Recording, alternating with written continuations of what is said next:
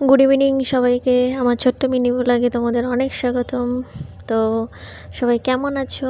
আমরা কিন্তু বেশ ভালো আছি। তো দেখো, সকালবেলা একটু খুবই ব্যস্ততার মধ্যে ছিলাম, অনেক কাজকর্ম ছিল। তো সত্যি সকালে থেকে কোনো ব্লগ দিতে পারিনি বন্ধুরা।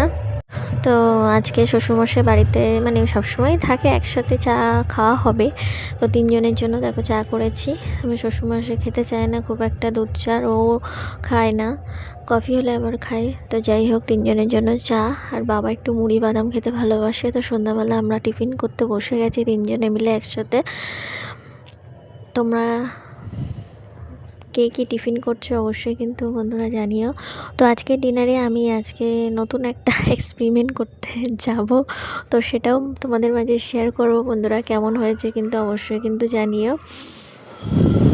নতুন এক্সপেরিমেন্ট হতে চলেছে বন্ধুরা, কোনো কোনো এক্সপিরিয়েন্স নেই। এই ফার্স্ট টাইম বানাতে যাচ্ছি চালের রুটি।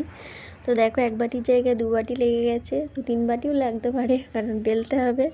তো দেখো, উষ্ণ গরম জলের মধ্যে দিয়ে দিয়েছিলাম। তারপর গরম অবস্থাতেই কোনো রকমে ডোটা বানিয়ে নিয়েছি।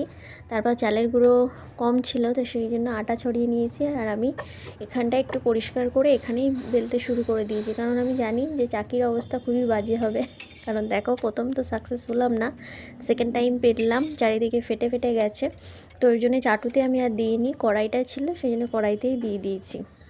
তো এটা কিন্তু চালের রুটি বন্ধুরা। তো করলাম, ফার্স্ট টাইম করলাম, তো বেশ ভালো সফট দেখতে পাচ্ছি। তো চলো খেয়ে দেখি কেমন হয়েছে।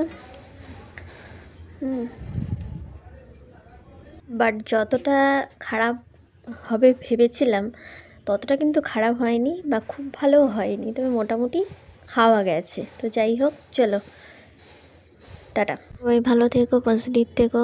তো আমার ছানাপোনাগুলোও শুয়ে পড়েছে, টাটা।